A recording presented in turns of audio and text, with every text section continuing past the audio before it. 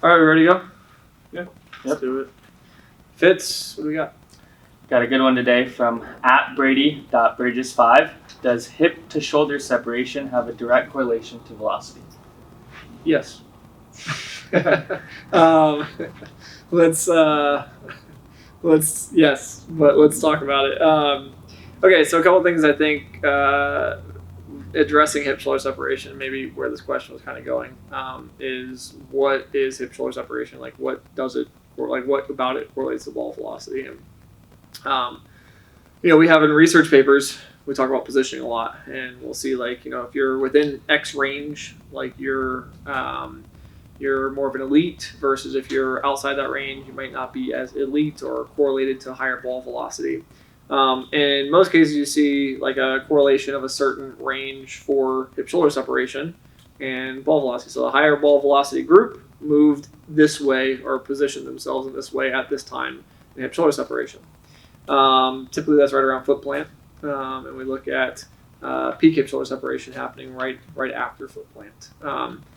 So with that being said, though, the important thing to note about ball velocity and hip shoulder separation is it's not necessarily about how much hip shoulder separation you get, which is a common mistake I see guys trying to really force themselves to create a ton of hip shoulder separation. We have some really mobile guys in some cases. Like some guys can really move, like their thoracic spine just like really rotates, and they have control of their pelvis, so they create just an obnoxious amount of hip shoulder separation. Problem is they don't close hip shoulder separation. So basically, we go into foot plant. The hips and shoulders will separate, so we create this angle, whatever that angle is, that separation, and then we look at how quickly the velocity at which we close. So if I'm thinking about my hips and shoulders being like an X, right? I'm trying to get them back into line. So I want to close that X, basically pull that line back into position. I want to do that as fast as possible before max external rotation. So or right to max external rotation. So the idea here is that as we go from foot plant to max external rotation of the arm, we want to create a lot of separation and then close a lot of separation really quickly. As the trunk rotates into position and gets in line with the pelvis again, that's when we're next going to accelerate the arm. So in this case, talking about does it correlate to ball velocity? Absolutely. There's a ton of studies that talk about its correlation to ball velocity. But is it commonly misunderstood? Yes, I think hip shoulder separation is quite often misunderstood, in the sense that most people think the more I get, the better off I am, and that's not always the case.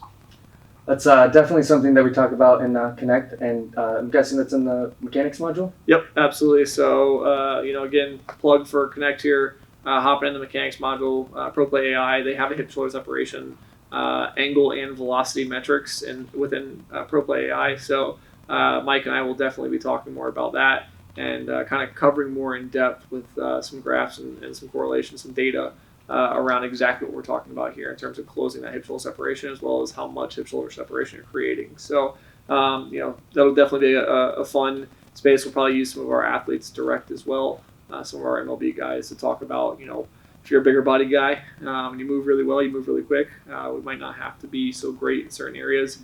Hip shoulder separation is definitely something to talk about there. So, good stuff. Cool.